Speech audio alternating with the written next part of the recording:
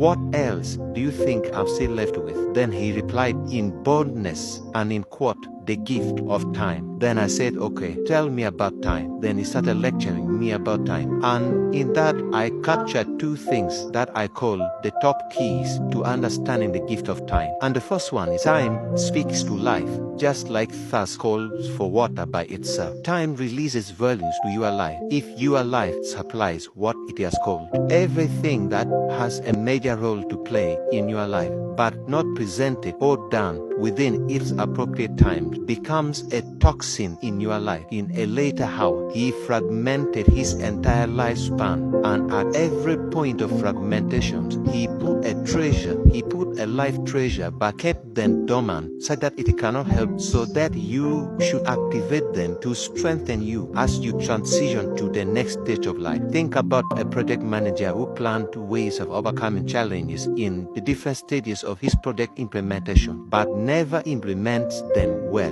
That is to say, he implements ways of overcoming challenges in the first project stage, in the second or third project stage, hence resulting into applying weaker strategies to solve complicated conditions. This is typical of a man who is making decisions in times of working, and the danger of doing things before and after time is the same. The second principle that I found out was that how much more time you spend working is how much more your life will gain, and vice versa. What you spend your time doing is what your life feeds on. Think about how many hours you spend doing productive things out of the 24 hours in a day. If two people have been entrusted with 24 million each, with a promise that $1 million will be dropped off their account after every 1 hour, if not used, you will realize that at the end of the 24 hours, one person is different from the other person financially because they have not used their time similarly.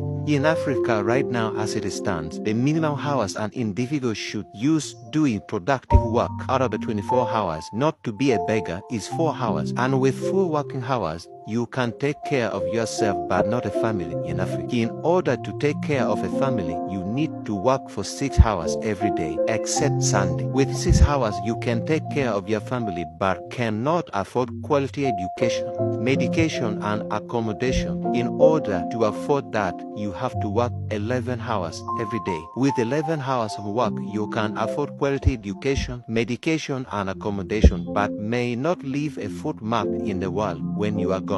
In order to do that, you need to work for 18 hours and rest for 6 hours out of 24 hours. The people working for 4 hours are spending 20 hours every day not doing anything and suppressing their rewards, treasures, values, blessings, which are loaded and encapsulated within their 20 hours every day.